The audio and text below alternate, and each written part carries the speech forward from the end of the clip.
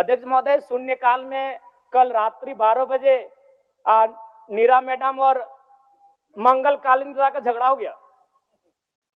एक दिन राजा साहब और हमारी गाड़ी का टक्कर हो जाता, इतना रफ्तार में आए, बोले कि राजा साहब को तो शून्यकाल डालने नहीं देंगे, इनसे पहले हम जाएंगे। अध्यक्ष महोदय, ये कोई मजाक नहीं कह रहे, 12 बजे रात को आते हैं शून्यकाल डालने के लिए और अफसर ने मजाक बना के रख दिया है, जवाब नहीं देंगे।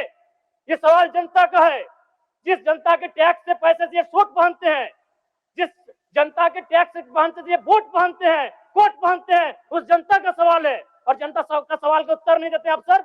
जो ईमानदार है उनको यहां से जोहार है, लेकिन जिन्होंने जब अपनी जिम्मेदारी का निर्वहन नहीं किया है उन पर कार्रवाई करिए। अध्यक्ष महोदय, धन्यवाद। अध्यक्ष महोदय, कटौती प्रस्ताव के पक्ष में मेरा सवाल बजट बनाने की प्रक्रिया पर है।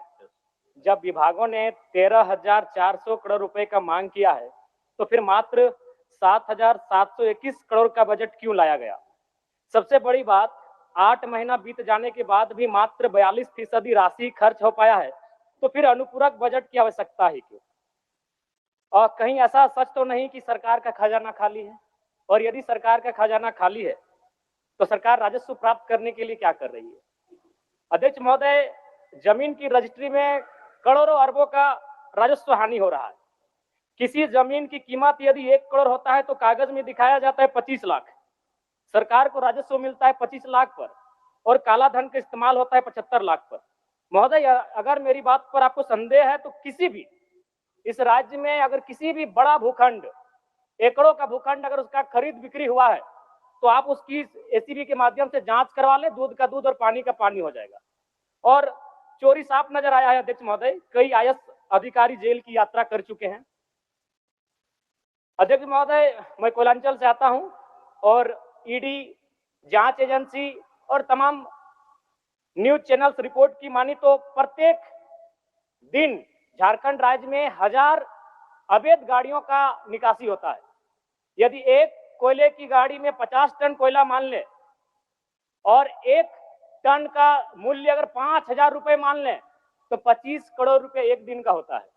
अगर 365 से गुना करते हैं तो 9,125 करोड़ रुपए होता है अध्यक्ष महोदय, यानी लगभग 9,000 करोड़ रुपए, जो कि आपके अनुपूरक बजट से ज्यादा होता है। यानी कोयलांचल से इतनी अवैध मात्रा में कोयला का कारोबार हो रहा है, अगर उस पर सरकार नियंत्रण कर ले तो आपका एक अनुपूरक बजट के बराबर वो राशि होती है, वो राजस्व आपको फायदा होगा। अध्यक्ष महोदय, अगर बालू की बात करें तो वो तो सरेआम है, सब अपने आंखों से देखते हैं। 1-2 अधिकारी ईमानदार होंगे तो भाई उनको जोहार होगा। बाकी अगर कोई भी बालू ट्रैक्टर, विशेषकर ट्रैक्टर से बालू की ढुलाई होती है तो हमें लगता है एक बालू गाड़ी 3-4 थाना क्षेत्रों से पार होता है और कोई थाना प्रभारी ऐसा नहीं है जिसका मंथली पर महीने का इनकम 3 लाख से 5 लाख रुपए केवल अवैध बालू से हो रहा है। अतः सरकार को, मैं मानता हूं कि सरकार का खजाना खाली है, तो खाली है तो इस प्रकार अगर लूट की छूट होगी, जो सरकार के खजाना में आना चाहिए था वो थाना प्रभारी के जेब में जाएगा, पदाधिकारियों की जेब में जाएगा। तो इसी प्रकार हम लोग छात्रों से कलेक्शन करेंगे अध्यक्ष महोदय। अब इसको भी झूठ मत कहिएगा, अखबार में दिया था कि जैक ने 35% 10th और इंटर का शुल्क बढ़ाया। मैट्रिक का शुल्क था 980, शुल्क कर दिया गया 1180।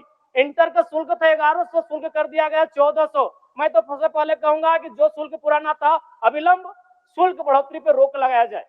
अध्यक्ष महोदय, आज छात्रवृत्ति नहीं मिला है छात्रों को। आज राज्य सरकार और केंद्र पक्ष वाले यानी विपक्ष वाले एक दूसरे पे दोषारोपण कर रहे हैं। इस दोषारोपण के बीच इस राज्य का भविष्य क्यों उलझेगा अध्यक्ष महोदय? आज 2 वर्षों से छात्रवृत्ति नहीं मिल पाई है, इसका निराकरण होना चाहिए। और बिल्कुल बड़े शर्म और दुर्भाग्य की बात है कि जिस राज्य का युवा, जिस राज्य का भविष्य स्कॉलरशिप नहीं मिलने से परेशान है, हताश है, उस राज्य के विधायक 4 करोड़ 32 लाख के आवास में रहेंगे। ये कितना बड़ा दुर्भाग्य की बात है।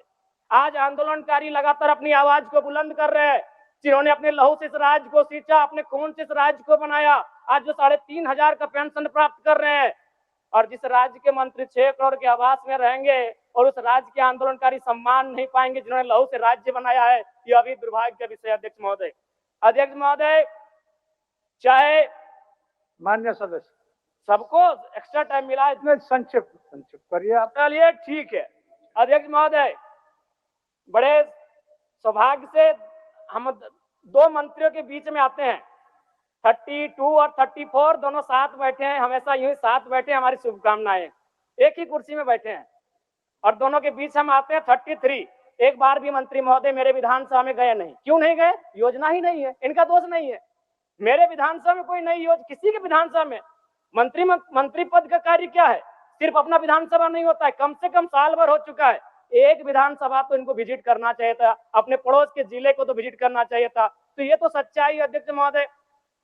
दूसरी बात, आलिम फाजिल की परीक्षा जैक द्वारा संचालित होती है, किंतु वर्तमान में सहायक आचार्य की नियुक्ति में प्रमाण पत्र की वैधता को खत्म कर दिया गया है। और सबसे महत्वपूर्ण बात अध्यक्ष महोदय, जैसा कि अखबार के माध्यम से हम सभी ने पढ़ा कि विभाग सवालों का उत्तर नहीं दे रहा है।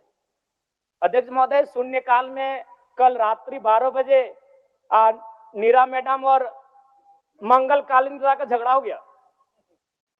एक दिन राजा साहब और हमारी गाड़ी का टक्कर हो जाता, इतना रफ्तार में आए, बोले कि राजा साहब को तो शून्यकाल डालने नहीं देंगे, इनसे पहले हम जाएंगे। अध्यक्ष महोदय, ये कोई मजाक नहीं कह रहे, 12 बजे रात को आते हैं शून्यकाल डालने के लिए और अफसर ने मजाक बना के रख दिया है, जवाब नहीं देंगे। ये सवाल जनता का है, जिस जनता के टैक्स से पैसे से शोक पहनते हैं, जिस जनता के टैक्स से पहनते से वोट पहनते हैं, कोट पहनते हैं, उस जनता का सवाल है। और जनता का सवाल का उत्तर नहीं देते अफसर।